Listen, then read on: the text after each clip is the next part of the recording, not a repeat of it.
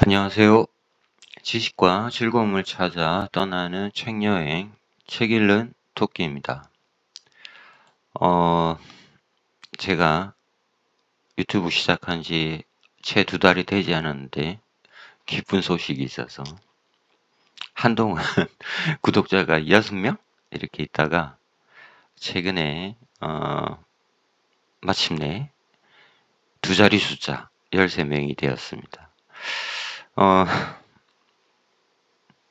시간이 좀 오래 걸릴 거라고 개인적으로는 생각하고 있습니다.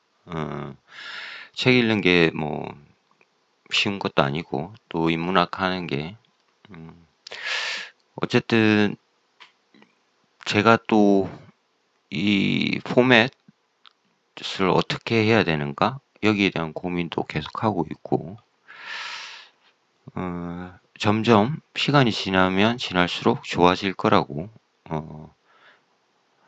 희망 섞인 기대를 가지면서 유튜버를 계속해 나갈 생각입니다. 자, 이 정도로 공지사항 알려드리고 오늘 본격적인 책 읽기에 들어가겠습니다. 이번에 읽을 책은 한강 작가의 작별하지 않는다 입니다. 어제 제가 한강 작가의 소년이 온다를 올렸는데 연속해서 하자 이런 생각이 들어서 선택을 했습니다. 근데 이 작품 하기 전에 오늘 이 작품을 다루지는 않고 이 작품은 내일 제가 소개할 생각입니다.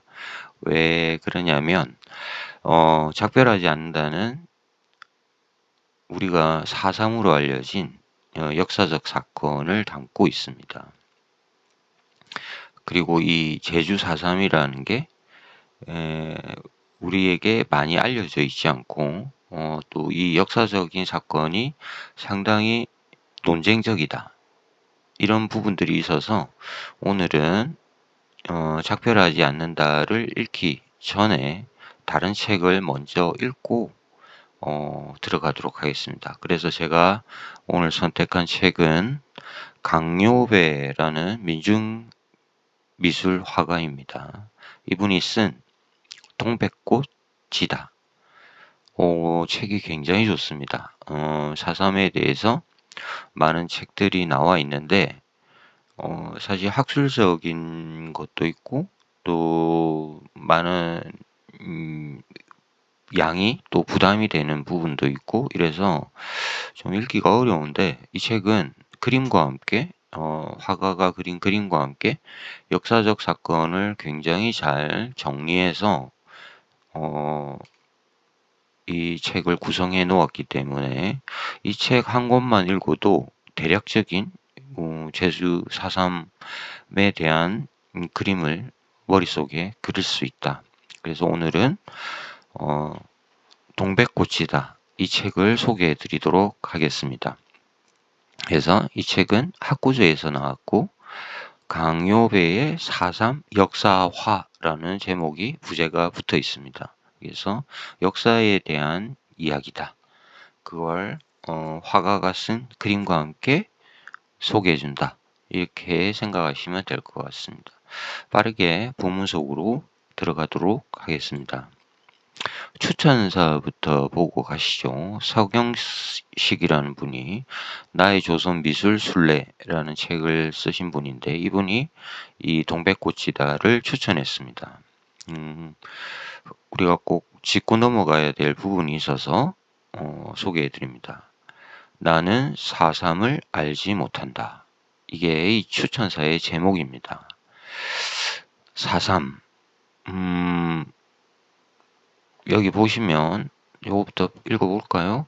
나는 4.3을 알지 못한다. 나는 일본 교토에서 태어난 제1조선인인데 내가 알고 있는 것은 아버지의 공장이 있던 조선인 마을에 제주도 사람들이 있었다는 것이 고작이다. 제1교포라고 우리가 부르는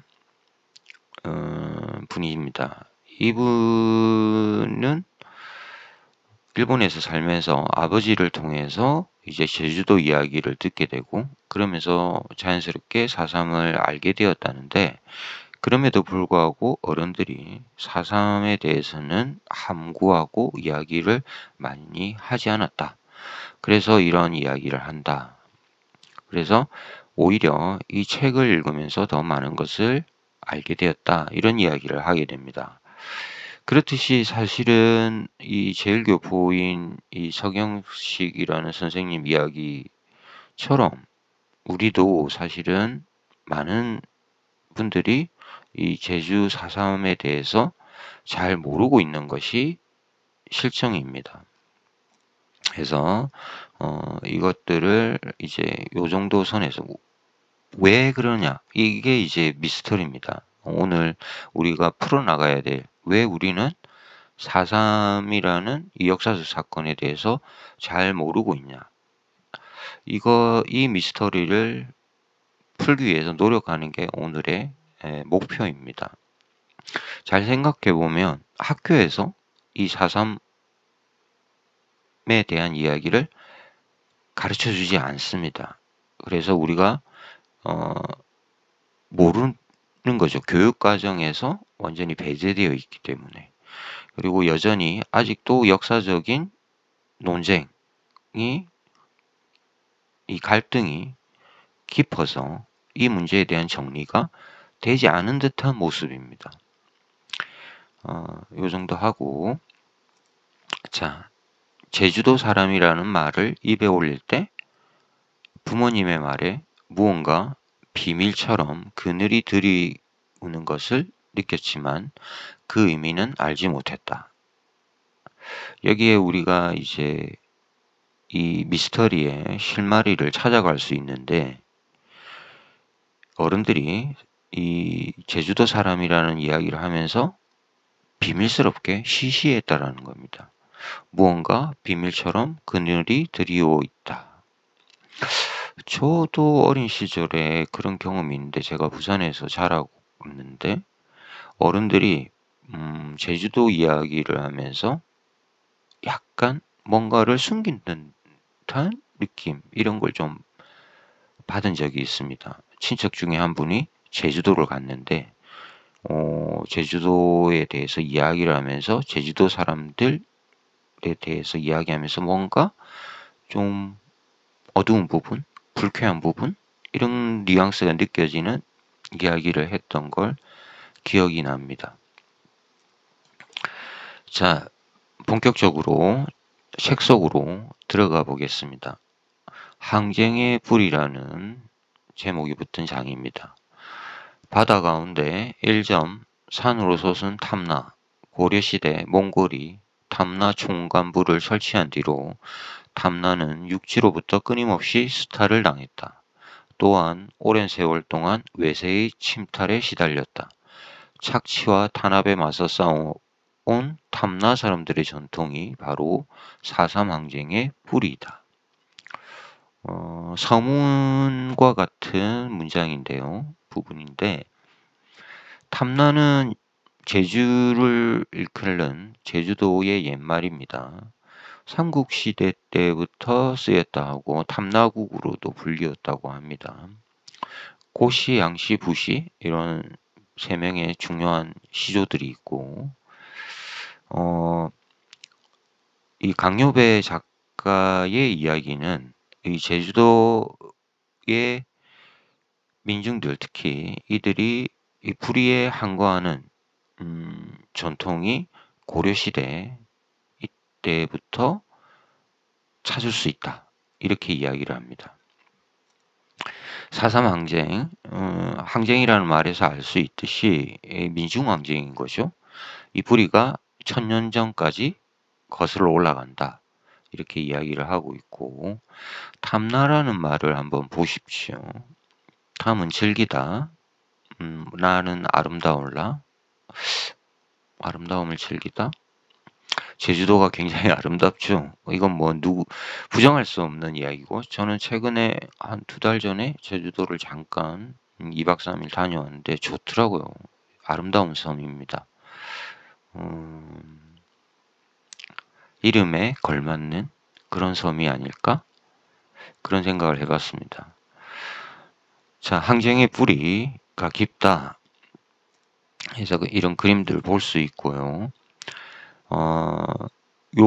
이 오래된 이야기들을 조금 더 정리해 줍니다. 1273년이라고 합니다. 탑라인들이 삼별초군과 함께 여몽무 연합군에 맞서 싸운 이 전투는 강과 뇌가 터져 온 땅을 적신 처절한 싸움이었다.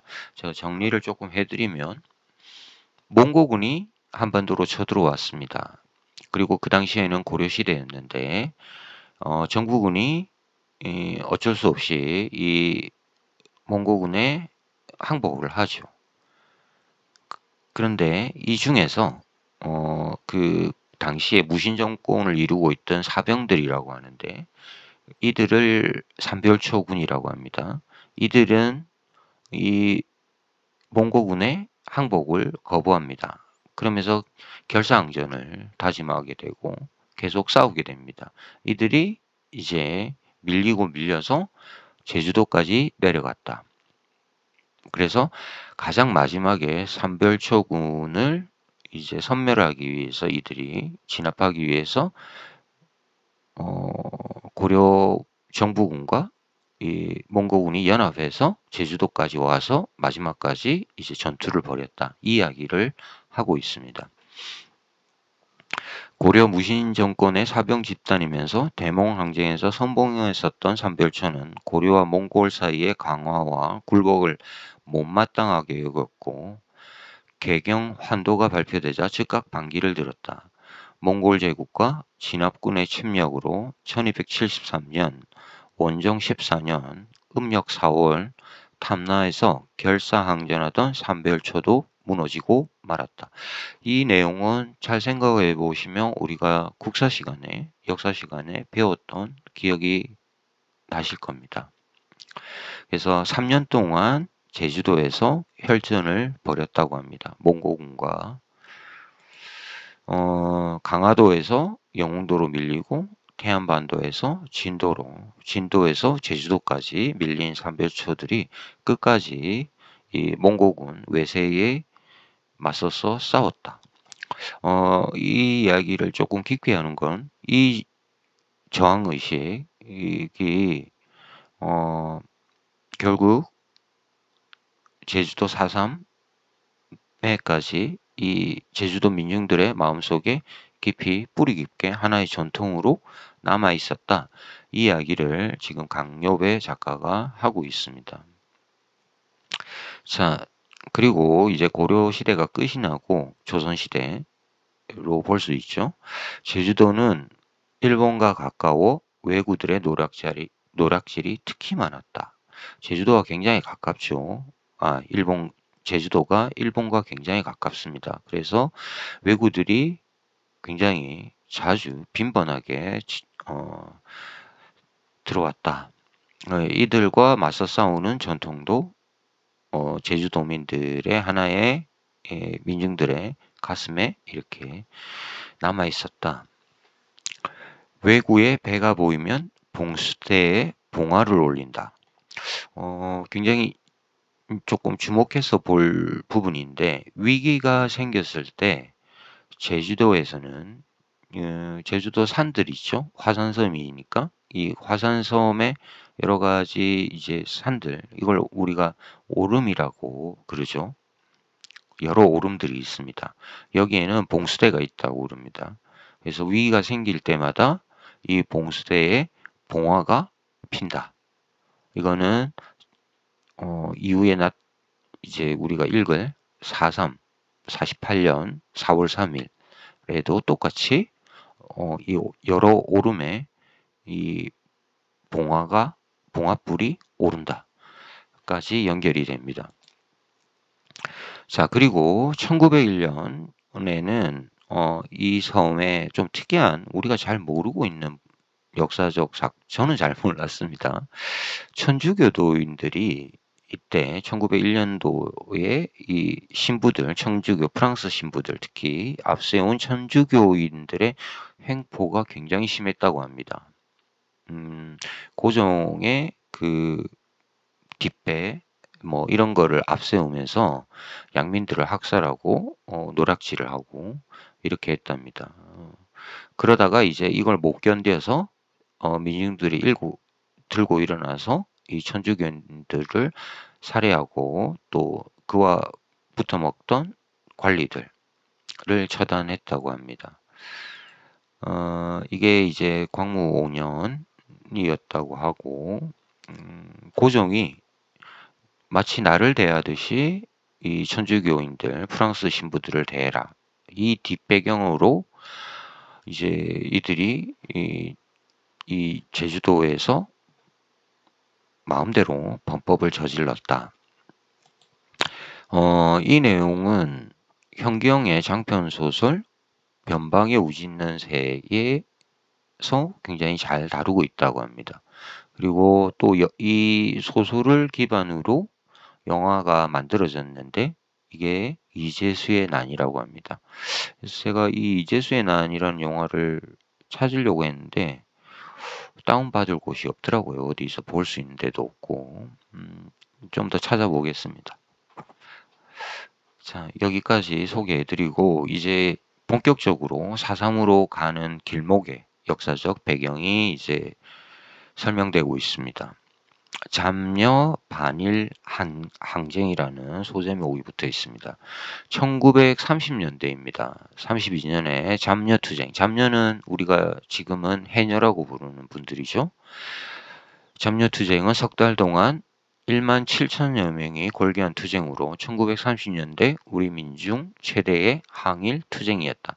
당시 조선을 식민지 했던 이 일본의 항거에서 민중투쟁이 일어났다. 강요배 하백이 그린 잠녀투쟁의 모습입니다. 결사항전 뭐 이런 것들이 보이시고, 그리고 당연히 일본과 가깝다라는 그 이유로 제주도민들은 또 그 일본의 강제 노역의 직접적인 대상들이 되었다. 1943년 일본은 본토 사수를 위한 최후의 방어 기지로 제주도를 이용했다고 합니다. 그래서 사람들을 강제 징용으로 가서 저기 뭐 탄광에 넣는다든지 또 제주도의 여러 뭐 농작물들 이런 것도 착취했던 거죠. 43년이면 이제 거의 이제 일본이 자기들이 대동아 전쟁이라고 부르는 그 태평양 전쟁을 일으키면서 이제 2년 뒤 패망으로 가는 아주 복잡한 정세가 벌어지던 시기였습니다. 이 시기에 1933년 1930년대 40년대 당연히 기아가 뭐 만연해 있었죠. 뭐 제주도뿐만 아니고 조선 전역에서 굶주린 사람들이 있었습니다. 일본인들 제국주의의 수탈 때문이겠죠. 가장 큰 이유는. 근데 특히 또 제주도는 이 기아의 상황이 굶주리는 사람들의 이게 처참했다고 합니다. 주민들은 먹을 것이 없어 질경이 무릇, 톳, 칡, 두릅 같은 잡초를 뜯어다 밀기울이나 보리뼈 가루에 버무려 먹었다. 밀기울이란 밀을 이래 채 쳐서 남은 찌꺼기들을 이야기한다고 합니다. 우리는 이제 뭐 이런 것들을 먹을 일이 없죠. 그러니까 이제 밀기울이나 이런 말들이 이제 점점 사라져가는 단어가 되었는데 참 이 시대의 사람들은 힘들었을 것 같습니다. 자, 그리고 마침내 1945년에 해방이 찾아옵니다. 8월 15일이죠. 그리고 이 해방기 1946년의 모습입니다. 문제의 핵심은 우리가 해방이 되고 우리가 자치정부를 이루지 못했다라는 거죠. 어떻게 됐습니까? 군정. 그죠? 군정이 들어오는데 하나만 들어왔으면 다행인데 이게 소련 군정이 북에 들어오고 38선을 경계로 미 군정이 남한에 들어오게 됩니다. 그러면서 조선이 분단이 되어 버리죠. 이게 이제 가장 큰 지점들입니다. 한국 근대사의 가장 뼈아픈 지점이기도 하죠. 이로 인해서 우리는 통일된 국가를 이루지 못하고 분단된 국가, 그리고 이념 속에 서로 대치하게 되는 상황에 놓이게 됩니다. 그걸 이제 제주도에서도 확연히 우리가 이제 볼 수 있는데, 그 사건이 4.3이다. 이렇게 생각하시면 될 것 같습니다. 해방과 독립의 맛은 육지보다 제주가 더 강했다. 제주 민중들은 해방과 더불어 마을 단위로, 자 여기서 잘 보십시오. 해방이 되었을 때 제주 민중들이 뭘 했느냐, 민중의 자치 행정기구를 세웠다. 하지만 미군이 제주를 점령하고 친일 경찰이 다시 기용되었다. 지금 아주 큰 굵직한 사건들이 한 문장 속에 들어와서 헷갈리실 수 있는데, 해방이 되자 제주도는 빠르게 이 민중 중심의 자치 행정 기구를 세웠다고 합니다. 그런데 미군정이 이 조선의 38선 남쪽 여기를 들어오게 되죠. 자신들이 통치하게 됩니다. 그러면서 이 미군정이 이 치안을 유지하기 위해서 청산해야 마땅할 친일 경찰들을 다시 쓰게 됩니다. 이게 이제 이 4.3, 제주도 4.3의 비극에 아주 결정적 원인을 제공하게 된다.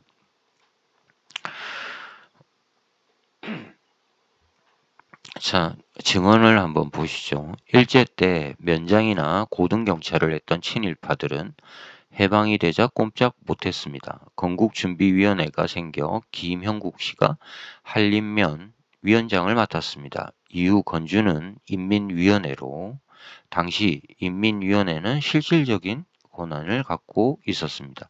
그 당시를 증언하는 건데요. 해방이 되었을 때 친일파들은 당연히 이제 세상이 바뀌었으니까 일본에 부역했던 우리들은 이제 꼼짝없이 이제 억압을 바꿨구나. 이제 망했다. 이런 생각을 했겠죠? 그런데 이런 준비 과정에서 이제 미군정이 들어오면서 이들이 다시 부활하게 되고, 이 이전에 우리가 따져볼 부분은 건준이라는 겁니다. 건국준비위원회.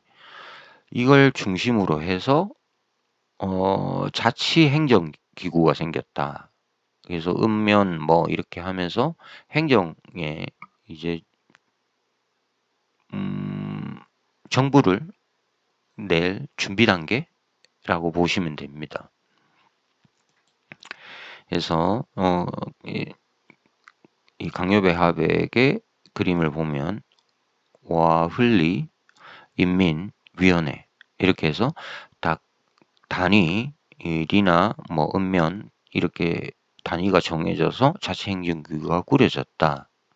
이게 이제 나중에는 인민위원회로, 인민위원회? 약간 뭔가 조금 무서운 느낌이 들죠? 우리한테는 그런 게 있잖아요. 자, 일단은 건준부터 한번 보시죠. 건국준비위원회 여운형을 중심으로 되었고, 북한에서는 조만식 선생이 이끌었다고 합니다. 사람들을 보시면 알겠지만 우파들입니다. 민족주의자들이고. 그랬다가 이 조직이 이 인민위원회로 간다. 이거는 약간 좌파의 흐름으로 간다라는 느낌이 드시죠? 자, 요것만 조금 중심을 잡고. 자, 자치행정기구를 꾸렸지만 곧이어 강대국들 자기들 마음대로 군정을 실시해 버립니다. 이게 이제 포츠담 회담, 뭐 테헤란 회담, 포츠담 이렇게 막 거치면서 자기들끼리 제가 처칠 이야기할 때 소개해 드렸지만, 처칠과 루즈벨트, 나중에 루즈벨트 죽고 나서는 이름 뭐죠? 미국 대통령 그분하고 또 소련의 스탈린, 이렇게 세 사람이 자기들 마음대로 이 군정을 만들어 버린 거죠. 한반도에. 자, 그래서 미군 1개 연대가 제주도로 들어오게 됩니다. 군함을 끌고. 아이러니컬한 것은 미군 군용 트럭이 통과할 때 일본 기마 경찰들이 나와 교통 정리를 한 사실이다. 손쉬운 방법을 미군정이 택했습니다. 치안을 유지하기 위해서 이미 훈련된 일본 경찰들을 그대로 기용했다. 그대로 써버렸다. 이거는 제주도민들 뿐만 아니고 사실 한반도 전역이 이런 상황이었습니다. 그래서 이제는 죽었다고 생각했던 친일파들이 이 미군정의 등장과 함께 숨통이 트인 거죠. 기회를 다시 잡았습니다. 친일파들이 다시 득세하게 되는. 자, 귀향입니다. 해방이 되어서 이제 여러 곳에서 제주도로 돌아오는 청년들의 모습, 그 중에 한 이야기입니다. 나는 일본의 리츠메이칸 대학교 법대를 졸업했는데 학병으로 끌려갔다가 돌아왔다. 일본에 의해서 학병으로 끌려갔다라는 겁니다. 공교롭게도 무장대 총책인 김달삼은 일본 교토에 있는 성봉중학교 동기 동창이고, 자, 조금 설명드릴게요. 제주도 4.3은 1948년 4월 3일 오름에서 봉화대에 봉화불이 오르면서 시작된 무장 봉기입니다. 무장이라는 거 조금 생각하셔야 됩니다. 총을 들고서, 무기를 들고서 싸우겠다. 이야기입니다. 이 무장대의 총책이 김달삼이라는 사람입니다. 대충 이해하셨죠? 자, 그들을 이어 무장대 총책이 된 이덕구는 리츠메이칸 대학교 후배야. 자기가 다 아는 사람들이다. 해방이 되어 기대를 품고 많은 사람들이 귀향했는데 제주도에선 너무 먹고 살 길이 없었어. 자, 일본에 유학을 했고 이런 사람들입니다. 대학도 다녔고 그 당시에 인텔리들, 사실은 이들이 이 무장봉기를 이끌었다. 대부분이 사실은 사회주의자들이었습니다. 그 당시 지식인들의 과반이 넘는 수가 사회주의 사상들을 공부를 했습니다. 우리 근대 문학가들 중에서도 38선이 그어지면서 북으로 올라간 많은 시인들, 작가들의 모습도 있습니다. 그렇듯이 이 지식인 계급에서는 사회주의 사상이 아주 큰 그것 없이 지금과는 다르다라는 이야기죠. 이 세계를 변화시키는 하나의 사상으로서만 그냥 받아들였다라는 거죠. 이념적인 문제가 아니고 우리가 느끼는 그런 것과는 다르다. 자, 당시 오연중학교 교사의 증언입니다. 4.3 사건의 원인을 두고 남노당 어쩌고 하는데, 남노당은 남한 노동당, 남조선 노동당의 줄임말입니다. 공산주의자들의 모임이죠. 남노당 어쩌고 하는데 그건 지역적인 문제야. 문제는 해방이 되었지만 친일파들은 그대로 있고 대학을 다녔어도 취직은 안 되고 경찰들, 친일파들 몰입의 노릇을 하고 탄압하니까 거기에 반발한 거야. 이렇게 이야기하고 있습니다. 자, 좀 더 깊게 들어가 보시죠. 일제의 순사복에 완장만 바꿔 찼다고 합니다. 지금 그림에 보이시듯이 일본 순사복 이 칼도 그대로 가지고 있으면서 이 폴리스라고 지금 완장만 바꿔 찼습니다. 이 친일파 경찰들이. 민심이 당연히 안 좋았겠죠. 그런데다가 이 시기에 하필이면 굉장히 큰 가뭄이 밀려와서 흉작이 났다고 합니다. 안 그래도 굶주리는 사람들이 많은 데다가 민심이 더 나빠졌을 거고 거기에 겹쳐서 유행병, 콜레라가 돌았다고 합니다. 그래서 이 자식을 묻는 아버지의 모습, 강요배 화가가 그린 그림입니다. 당시에 제주도에 사는 사람들의 민중들의 모습이 얼마나 힘들었을까 이런 걸 생각하시고 자 47년입니다. 여기서부터 이제 48년 4.3으로 가는 중요한 기로입니다. 제주 읍내에 3월 1일 3.1절 떠올리셔야 되죠. 3.1운동 제주 읍내에 탐라 개백 이래 최대로 운집한 3만 군중은 진정한 민족 해방을 갈구하며 시위를 벌였다. 지금 현재 치안은 미군정이라는 이름으로 일본 친일파 경찰들 당연히 이들을 몰아내고 새로운 정부, 새로운 세계, 새로운 세상 이런 걸 꿈꾸겠죠. 그래서 많은 사람들이 모였다고 합니다. 그래서 시위가 대규모 시위가 일어났는데 여기에서 우리가 좀 주목해야 볼 아주 우연한 사건이 발생합니다. 이 3.1 대시위가 일어났을 때 이렇게 말을 탄 일본 순사들이 직접 이 시위대를 이제 진압했다. 이게 이제 문제가 되는 거죠. 자, 한번 보십시오. 기마 경찰의 한 6살 난 아이가 우연히 발길에 차입니다. 그러면 이 아이가 부상을 입었는데 이 아이를 치료를 해주든지 뭔가 대책을 세워줘야 되는데 이걸 이 경찰이 무시하고 그냥 가버립니다. 그걸 보고 있던 뒤에 있던 사람들이 화가 나서 돌을 던지게 됩니다. 그랬더니 이 돌을 던지는 시위대 군중들의 모습을 보고 겁을 먹은 이 전직 일본 경찰들, 친일파들 경찰들이 경찰서로 도망을 갑니다. 도망을 가자 군중들이 따라가게 되죠. 화가 나서 이 아이를 어떻게 할 거냐. 그랬더니 이들이 경찰서로 가서 총을 꺼내서 발포를 하게 됩니다. 당연히 비극적인 사건들이 발생하겠죠.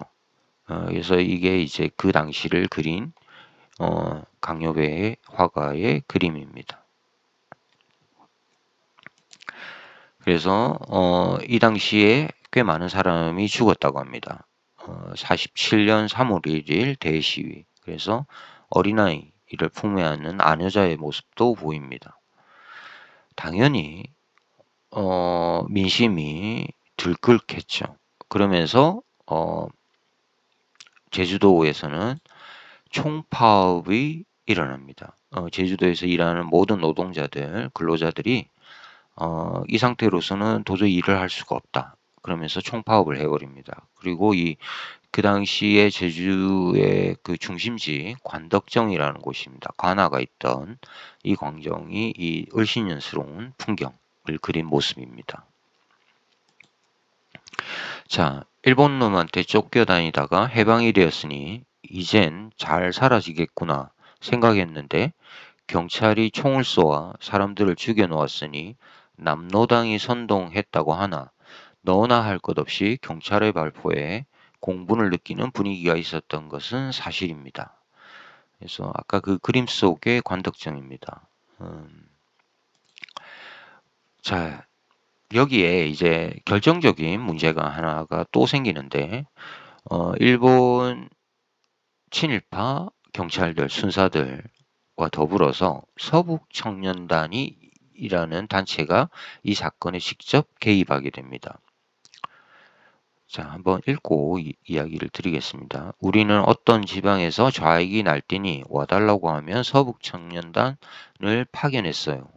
자, 서북청년단은 어떤 단체냐면 간략하게 말하면 분단이 되면서 북쪽에 있어 이 공산당을 피해서 내려온 사람들입니다.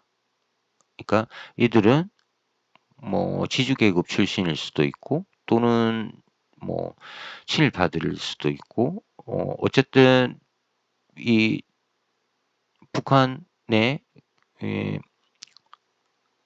김일성을 중심으로 한 이쪽 피해서 내려온 사람들인 거죠. 이들은 공산주의자들에 대해서 당연히 적개심을 갖고 있죠. 증오심. 이 사람들을 중심으로 해서 단체가 꾸려집니다. 이게 이제 소위 말하는 백색 테러를 이끄는 백색 테러를 이끄는 집단이 되어버립니다. 자, 이들한테 이 제주도 미군정이 이 서청에 연락을 하게 된다라는 거죠. 군정을 중심으로 해서 경찰이 서청을 데려왔다.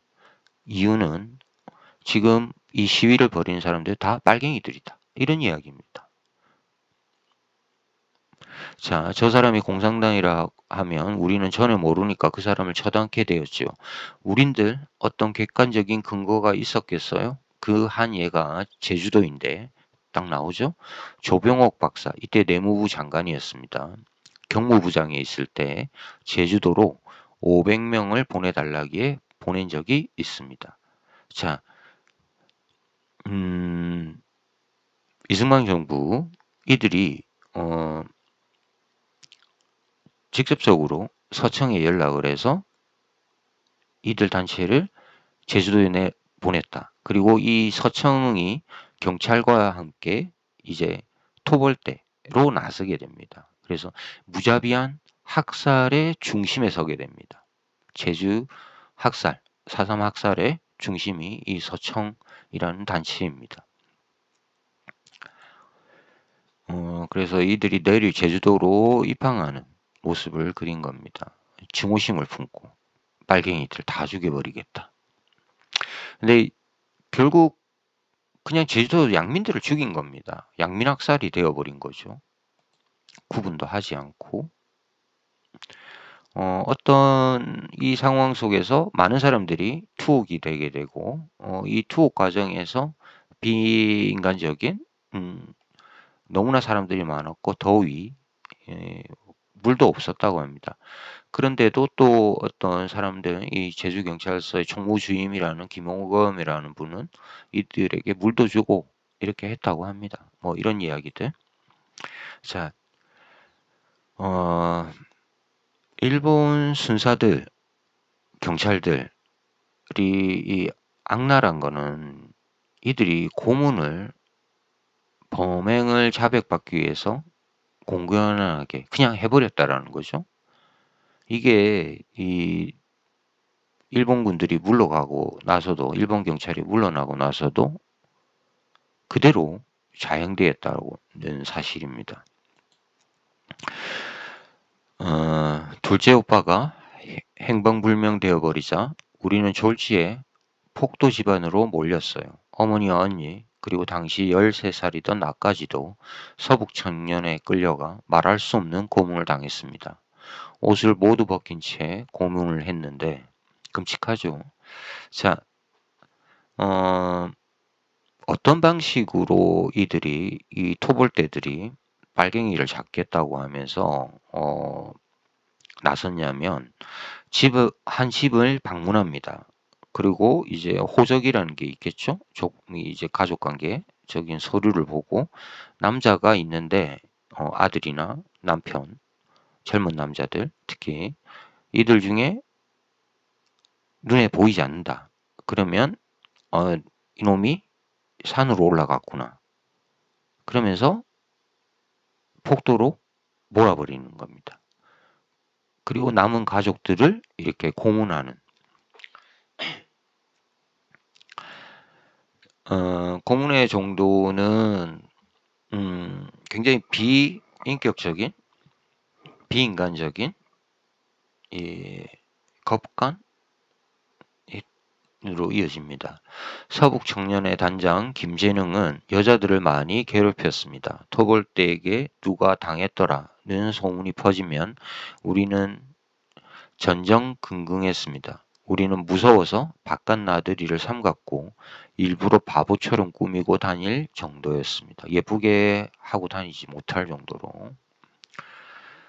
강소희라는 분이 한 증언입니다. 자, 햇불 시위가 타오르고 입산, 이 토벌도에 쫓겨서 한라산 위쪽으로, 한라산이 중심에 있죠. 제주도 전역에. 그래서 한라산 위로 올라가게 됩니다. 자, 보시죠. 서천과 경찰로 인해 도무지 마을에서 살 수가 없어 1948년 8월 경 산에 올랐습니다. 조천중학교 2학년 때지요. 그땐 사태가 그렇게 오래 갈 줄 몰랐습니다. 알았다면 달랑 여름옷 하나 입고 올랐겠습니까? 자, 47년에 3월 1일 대시위가 일어났고 민심이 안 좋아졌고 48년 4월 3일 날 봉화대에 이제 김달삼을 중심으로 한 무장대가 조직이 됩니다. 그리고 이제 이들을 토벌하기 위해서 경찰이 서청이라는 단체를 데려오고 무자비한 학살을 하면서까지 이들을 토벌하게 되고 이 과정이 굉장히 깊어집니다. 그러면서 젊은 남자들은 이제 못 살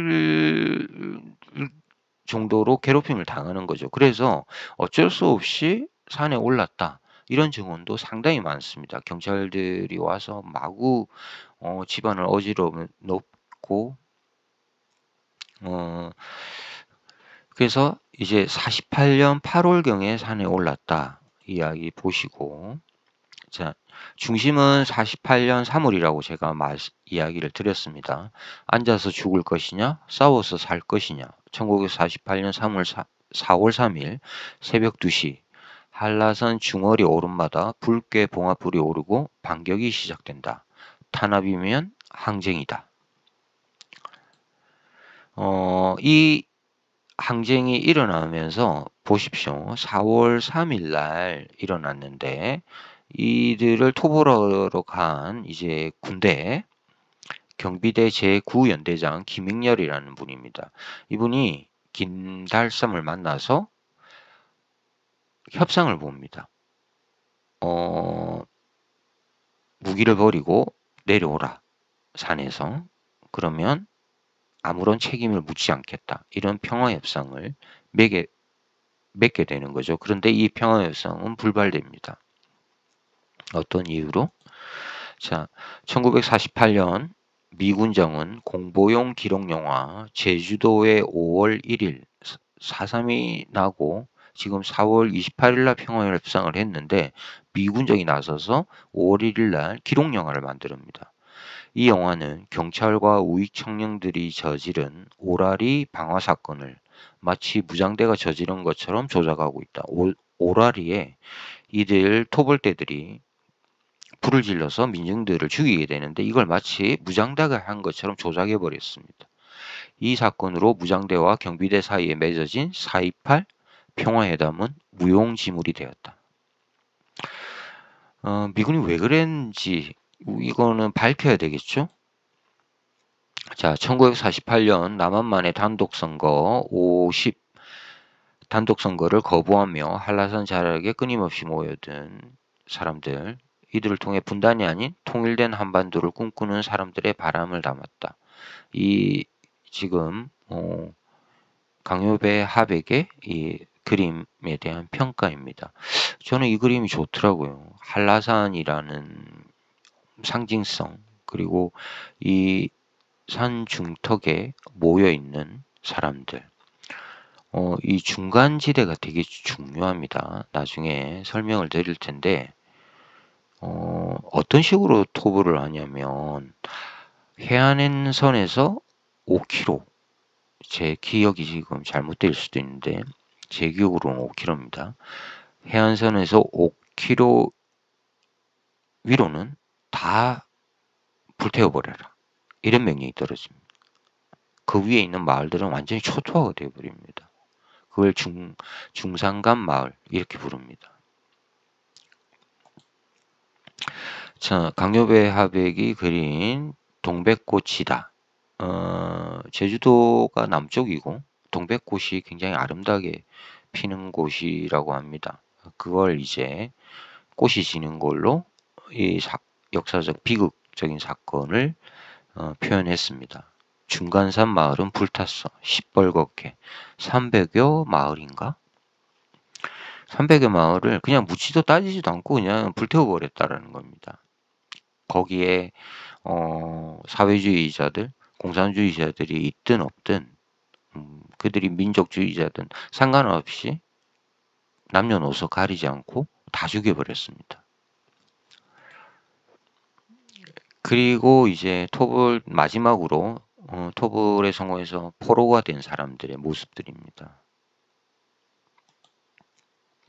유격대원, 무장대라고 했죠. 자, 이런 부분들이 이제 이 4.3에 대한 평가가 굉장히 복잡하게 가는, 아직도 해결이 되지 않는, 우리가 지금 제주도 4.3이라고 부르지, 제주도 4.3 항쟁이란 말도 잘 못 쓰고 있습니다.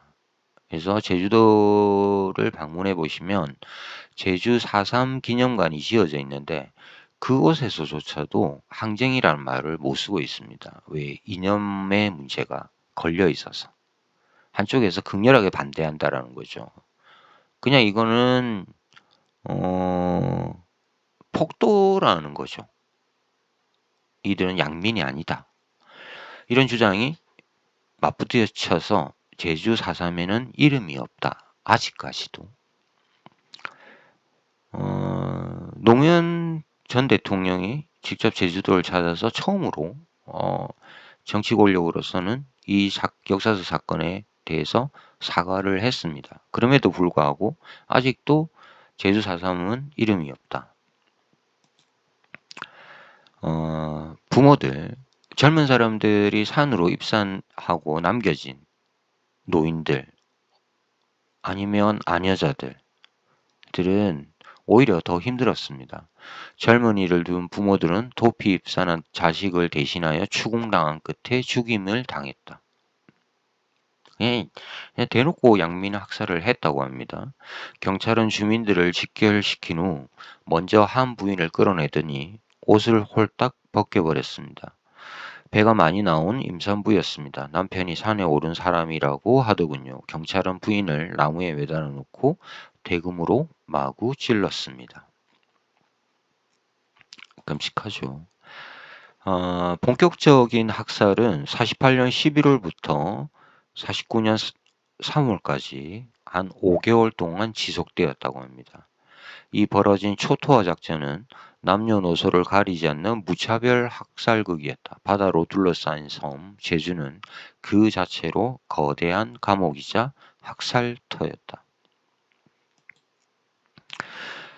붉은 바다라는 그림입니다. 젊은 남자들은 표선 백사장에서 학살당했고 젊은 여자는 군인들의 놀잇감이 되다가 군대가 이동하게 되자 최종적으로 12월 27일에 표선 백사장에서 총에 맞은 후에 또 칼로 찔려 죽었습니다.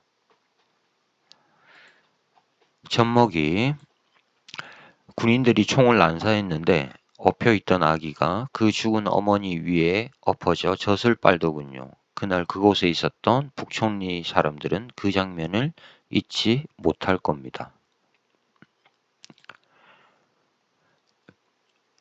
좌우익간의 이거는 요즘 현대에 나온 신문 기사입니다. 드림투데이라는 곳에 좌우익간의 무력 충돌로 사망한 군경은 320명이었으나 무고하게 학살당한 사람은 3만여 명에 달한다. 당시 제주도민이 30여만 명이었으니 도민 10명 중 1명꼴로 죽은 것이다. 제주 전역에서 학살이 자행되었다. 끔찍합니다. 3만 명. 하산민들, 산속 피난민들이 투항의 깃발을 들고 내려오는 모습입니다. 이들이 투항을 하고 나와서도 다 감옥에 투항이 갇히게 되고 고문 혹은 그냥 감옥에서 이렇게 사망하는 이런 이야기들도 많이 남아 있습니다. 이승과 저승 사이. 제가 이런 어제 제가 5.18 한강 작가의 소년이 온다 하고 오늘 지금 4.3에 대한 역사적 배경을 이렇게 살펴보고 있는데 이런 공부를 하고 있으면 지금 우리가 살고 있는 이 세계가 얼마나 다행인가 그런 생각을 좀 하게 됩니다. 지금 우리가 살고 있는 세계에서도 불만 많죠. 지난해 일어난 비상경험이라든지 아직도 계속 이 재판도 되고 지지부진하게 되는 것 같은 이런 때 짜증을 나다가도 이런 걸 읽으면 그래도 지금 좀 낫구나. 뭐 이런 생각을 좀 하게 됩니다. 축복받은 세대? 글쎄요. 제주 4.3 항쟁의 역사적 의미 서중석이라는 역사가가 하는 이야기입니다. 제주도에 사회주의 결사가 많았다는 것은 그만큼 교육 수준이 높았다는 것을 반증한다. 일제강점기 때 제주도 사람들은 오사카에 집단 거주했는데 1938년에는 한 집에 한 사람꼴로 일본에 거주할 정도였다. 서울 유학생도 적지 않았다. 공부한 젊은이들은 지역 주민들로부터 호감을 샀다. 왜 제주도에 이 4.3과 같은 비극이 발생했을까라고 했을 때 그 원인으로 사회주의 공부를 했던 사람들, 인구가 많았다라는 겁니다. 교육 수준이 높았고, 대학을 다녔고, 이런 이야기들을 지금 하고 있습니다. 그래서 제가 최근에 본 영화인데, 일본 영화입니다. 피와 뼈라는 영화인데, 좀 내용은 다를 수 있지만, 제일교포들의 삶을 다루고 있습니다. 제주도에서 이 오사카로 넘어간 제일교포들의 삶. 지금 여기 보이시지만 되게 유명한 일본 배우들이 모여있는데 이들이 다 한국인으로 조선인으로 나오고 있다라는 거죠. 이들이 모습을, 이들이 어떻게 살았는가 하는 걸 찍은 극영화인데, 약간 조금 잔인한 장면들이 있어서 그렇긴 한데, 이 영화를 보면 제주도 사람들이 어떤 삶을 살았나 이런 것들을 한 장면을 한 부분을 볼 수 있다. 그리고 여기에 특히 또 흥미로운 지점은 이들 중에 사회주의 사상을 가지고 있었던 사람들은 이 제일교포들이 남한 정부보다는 오히려 북한에 더 좋은 감정을 갖고 있었다. 이상하지 않습니까? 왜 일본에 살면서 남한이 아니라 북한을 더 좋아했을까? 근데 이 뿌리가 4.3이라는 사건이 자리 잡고 있다라는 거죠. 부모 형제가 죽는 거를 눈앞에서 보고 쫓겨나다시피 일본으로 달아난 사람들이라는 거죠. 뭐 이런 모습들을 이 영화를 통해서 좀 볼 수 있습니다. 밀란의 전통이 있고, 자, 정리를 하고 있습니다. 앞에 이야기했던 삼별초, 그리고 조선시대 때 이야기, 이재수의 난, 이런 것들. 밀란의 전통이 있고, 항일 운동이 계속되었으며, 육지에 비해 교육 수준이 높았다는 것은 제주도 사람들이 해방을 주체적이고 자발적으로 맞이할 수 있는 비옥한 토양이 되었다. 그런데 이 주체적이고 자발적인 게 오히려 비극을 낳아버렸죠. 아이러니하게 역설적이게도. 최근에 나온 제주도를 무대로 한 드라마 시리즈죠. 넷플릭스 시리즈 폭삭 속았수다. 저도 이걸 좀 재밌게 보기는 했는데 우리가 요즘 제주도를 방문하면서 제주 4.3을 떠올릴까요? 거의 아니라고 생각합니다. 대부분의 관광객들, 여행객들은 이 폭삭 속았수다 이걸 먼저 떠올리겠죠. 그러니까 제주 4.3은 계속 잊혀지고 있다? 이런 느낌이 듭니다. 사람들이 이걸 의도적으로 역사에서 자꾸 지워버리려는 이런 느낌도 받게 되는. 글쎄요. 어느 쪽으로 보느냐에 따라서 시선이 달라질 수는 있겠지만 그죠? 사실 제주도에 여행 가서 꼭 제주 4.3 이거 다크 투어도 있다고 그럽니다. 4.3을 배경으로 해서 이런 지역. 근데 제가 이거를 보기 위해서 사실은 제주도를 갔었는데 4.3의 현장들. 그래서 제주도에 딱 내리자마자 제일 먼저 간 곳이 4.3 그 기념관이었습니다. 거기에 가서 또 보고 이제 여러 곳을 둘러보려고 했는데 그럴 필요가 없더라고요. 자료들을 보면 제주도 전역이 양민 학살이 자행된 곳입니다. 특히 한라산 이 중간지대, 중간산 마을이라고 하는 부분들은 다 전역입니다. 그냥 뭐 그런 이야기들. 자, 정리를 한번 해보겠습니다. 책에 나온 부분으로. 당시 제주도에 주둔했던 구연대 연대장 김익렬은 제주도 4.3 사건은 미군종의 감독 부족과 실정으로 인해 도민과 경찰이 충돌한 사건이며 관의 극도의 압정에 견디다 못한 민이 최후에 들고 일어난 민중 폭동이라고 본다. 하고 기술했다. 자, 다른 사람도 아니고 그 제주도에 일어난 이 4.3에 일어난 사건을 처음으로 이 진압하려 했던 군인 구연대장입니다. 이 사람이 이런 이야기를 하고 있습니다. 이 이야기는 무슨 이야기냐면 공산주의자들의 난동, 폭동 이런 게 아니라는 겁니다. 자, 제주 4.3을 제주 4.3 항쟁을 비하하려는 거는 현재도 계속되고 있습니다. 4월이 되면 항상 이 문제가 신문에 미디어에 오르내리고 이걸로 여전히 정리되지 않는 상태에서 좌우로 나뉘어서 논쟁을 하게 됩니다. 한번 보실까요? 제주 4.3 사건은 대한민국 건국을 반대한 김일성과 남노당이 일으킨 공산주의 책동이다. 이런 거겠죠? 폭동이다.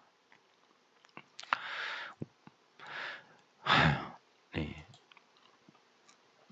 자, 이 제주 4.3은 한참을 이제 자유당 시대 이승만은 당연히 숨겼겠죠. 자신이 저지르는 거니까.